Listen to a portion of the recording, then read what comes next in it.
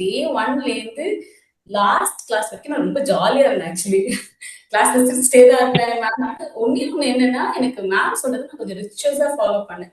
Ma'am வந்து ஒரு homework கொடுத்தாங்கன்னா அதை நம்ம கரெக்டா பண்ணிடணும். அது என்ன தெரியல, நம்ம இவ்வளவு சின்சியாரிட்டி ஸ்கூல்ல எல்லாம் இருந்தா எங்கேயோ போயிருக்கோம், பட் இல்ல.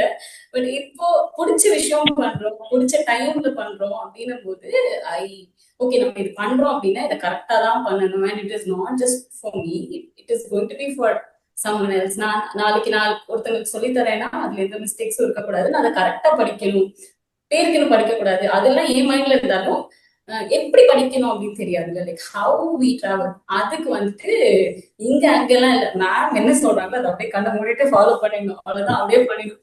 ஒரு பாயிண்ட்ல எப்படி இருந்ததுன்னா, இது வரைக்கும் நான் வந்து பிரியங்கா மேம் ஒரு நாள் கூட கிளாஸ்ல அப் அண்ட் டவுன் பார்த்தது இல்லை. Very compose. அது எப்படி இப்படி இருக்க முடியுது, அது எப்படி அவ்வளவு எனர்ஜெட்டிக்கா இருக்க முடியுது? அந்த open your eyes with beautiful smile சொல்லும்போது வாய்ஸ் இப்படி ஏறும். அதெல்லாம் தான் வந்து எங்க எல்லாருக்குமே ஒரு பெரிய எனர்ஜி. அண்ட் சின்ன சின்ன விஷயங்கள், ஒரு போட்டோ நம்ம வந்து ஆஸ்னாஸ் எடுத்து இமேஜ் அனுப்பும்போது நான் பார்ப்பேன், மேம் டிக் போட்டிருக்காங்களா, மேம் ஹார்ட் போட்டிருக்காங்களா, எனக்கு எப்ப ஹார்ட் போடுவாங்க. ஏன்னா ஒரு நல்ல போஸ்ட் நல்லா பண்ணா மேம் ஹார்ட் போடுவாங்க. அதுக்கெல்லாம் வெயிட் பண்ற டைம் வந்துருச்சு லிட்டரலி. ஏன்னா அவ்வளவு தூரம் நாங்க மேமோட கனெக்டட். நாட் ஜஸ்ட் எல்லாருக்குமே அதே ஃபீலிங் தான் இருக்கும். அண்ட் அவங்க இப்படிதான் அப்படின்னு சொல்லி மைண்ட்ல ஃபிக்ஸ் ஆனோடனே நான் அவங்க சொல்றதை மட்டும் ஃபாலோ பண்ணேன். எக்ஸாம் வரைக்கும் ஈஸியா இருந்தது.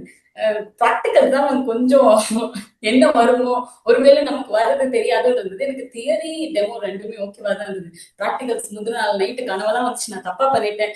அப்ப கூட கனவுல வந்து பிரியங்கா மேம் சொல்றாங்க, தேவிகா யோசிச்சு கரெக்டா பண்ணுங்க தேவிகான்னு தான் சொன்னாங்க.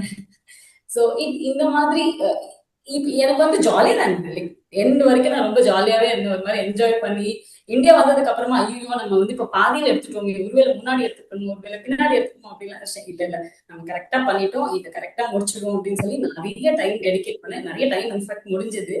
ஸோ ஹாப்பியா முடிச்சிட்டேன். அதுக்கப்புறம் வாட் நெக்ஸ்ட் தான் பார்க்கணும்.